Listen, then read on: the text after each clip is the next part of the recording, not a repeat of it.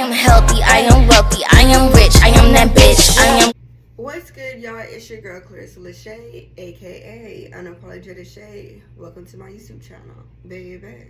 Okay, so what's good, y'all? In this video, I'm going to be talking about being open with your sexuality, especially on this good day. As y'all know, June is the month of Pride Month. It's also the month of Juneteenth, and today's what is being celebrated in Houston is Pride. Sexualities, to me, how I explain sexuality is not just the way people identify themselves, but it's also a way people express and communicate their sexual interests and desires.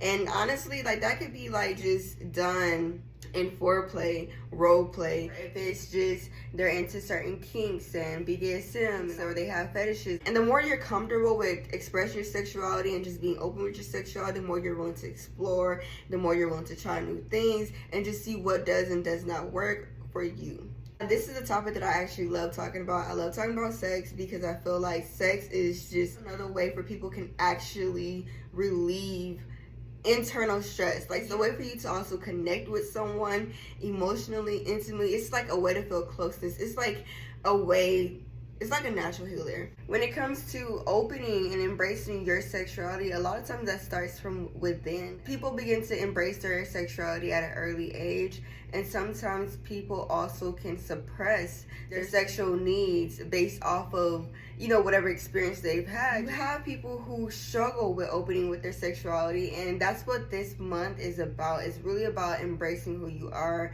embracing your sexuality, owning yourself, owning your sexuality, owning your pride. And more importantly, celebrating your freedom to express yourself, your freedom to be open, and just knowing that you can own your sexuality and who you are, okay? Coming out of the closet is something that a lot of people feel is a breakthrough when it comes to not only them finally accepting who they are, but being vulnerable with other people, because people don't have to accept who you are. A lot of times people don't. A lot of times they don't, and it's for their own personal reasons, nothing that has to do with you per se, but that's putting yourself in a vulnerable state. So, especially if coming from a background with a very religious family and their stigma when it comes to same-sex relationships, or just a very conservative background, just depending on where you're from, your household, your upbringing. People don't even talk about sex in their house. Me personally, I also grew up in a house where it was really strict when it came to the idea of sex, so I was not even pursuing intimate levels with guys like that at that age, because I just could not fathom the risk of getting pregnant, especially because I did have an older brother who had a child early on, and I was just like, I did not want to raise no babies. That was like engraved in my head. So that is a big part of my sexuality even to this day. Like no condoms, no sex. Like, you can't do that. Like, especially with the whole Roe versus Wade turnover that just happened today. Celibacy is sounding a lot more exciting than it was before. It's even sad that we have to think about it like that. Like, cause now we gotta put limitations on your sexuality. And it's like, I know people like watching this might be like, y'all just want freedom to be a hoe, and like some people just do, and I don't think that's a problem. People kind of have this stigma that already begins before they even start exploring. So when you begin having sex, you either are comfortable with going to your parents about it because it's like, hey, well, maybe I should start talking to them more about this so I can make sure that I'm educated, I'm informed, that they know that I'm safe and that I'm being safe, right? No, most people are not having that conversation with their parents because they don't have that relationship, that safe space to do that. And so people are learning sex by watching porn, they're learning sex by watching TV, especially all these damn Netflix shows that are censored in high school, like, and stuff like that. But like, even early on, like with your family, like depending on your house, like if you have a small house and the walls are thin and you're hearing your parents, like you know what's going on, like, you know, at school, people are talking about it because naturally teenagers are going to want to explore. They're going to have those natural desires with anything. They're curious. They're at that most curious stage in life. So yes, teenagers do have sex.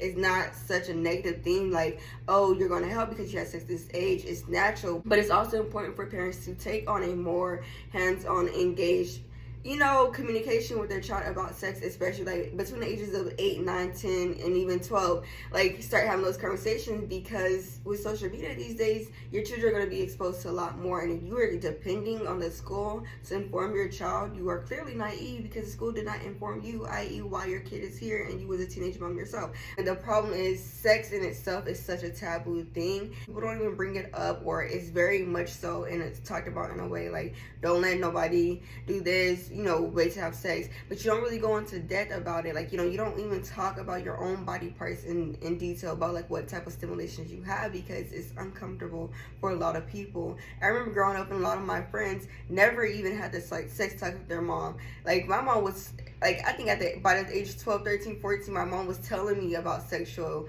relationships that she's had in the past, like in detail, shit that I didn't ask for, but I was just like, oh wow, like, but I was exposed to it because I was in that age. And like, I started developing early on as well, so she was just letting me know, like, it is normal for you to start experiencing these urges, but before you even explore into that, be informed and be educated, and know that like it's okay to say no, and then also be mindful of protecting yourself at all times. And so some of the stuff I really wish I would have paid attention to, because because I knew my friends were having these conversations, it made me question, like, is this, like, this is kind of weird, like, but it wasn't weird. Like, I actually appreciated her telling me this.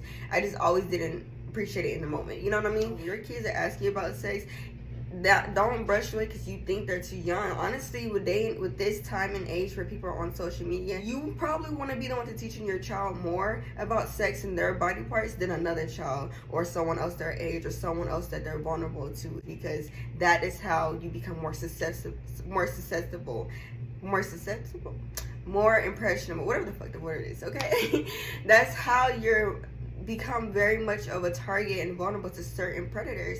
So sexual desires, sexual tendencies, because I know I got a little deep, it does begin to develop early on, and what we are exposed to a lot of times does affect us. Exploring with the same sex at a young age can also have an impression on you. Like, even at the young age of 7, me like kissing my friends, and then even kissing girls in middle school, like, it was just something, like, I knew there was an attraction to women. I just didn't know where this attraction would lead me to. Being open with your sexuality means exploring, like getting comfortable, and sometimes it is easier to kind of ease into it, listen to other people's stories first, and then kind of just do things on your own. You don't gotta let people know your business. You can be discreet about it. As adults, though, when it comes to really exploring your sexuality and getting comfortable with who you are, it is really important to pay attention to what you like. You begin to change, like what your wants and desires were when you first started exploring sex begin to expand, and it's okay to tap into new urges. Find a place for yourself where you can do that. There's like sex clubs, sex parties. I don't know, I've never really been there, but I've heard of them, and I'm like, well, that would be interesting, especially for someone who is needing to get out of their comfort zone in that way. But even exploring being a third in a relationship, just to kind of get like an internal, external, and look into that, because you kind of get the upper hand. Like, you get to choose to engage with this couple or not, but you also get to see like what it's like to explore or be in the inside of this type of relationship and this style. Like, how does the communication work? How does the intimacy work? How does forming a connection work? Like, how does all of this work? And you get that inside look of being part of someone else's unity and then joining them. We should naturally just own being sexy, and if people are upset, let them be upset, because why are you mad? Why are you mad? Like, my life choices, anything that I do in my life has no effect on you, so why are you mad? Why are you upset? Because it's the control. That's what it is. People have control issues. They have issues with control. And that's what it is. But when you give people control, when you feed into their power, don't feed into their power, let them be mad. And just look at them like this. I know. Just kidding. Alright, y'all, so that's basically my take on when it comes to being open with your sexuality. Just literally start with embracing yourself, and then do that with your sexuality, and then the more comfortable you become overall with yourself, exploring anything is going to come natural to you. The idea, or just getting out of your head, that's why I encourage you to, first of all, explore what your sexual desires are. What are your sexual limitations? Why? Do that shadow work. Then tap into your desires. Really get to go after the things that you really want. It's gonna come natural, it's gonna come easy. That is the best advice that I can give anyone when it comes to owning your sexuality, okay? Man, woman, non-binary, all of it, okay? So yeah, but thank you so much. If you like this video, please like, comment, subscribe, and share the video, okay? It's your girl, SHae, aka unapologetic.shae, baby, okay?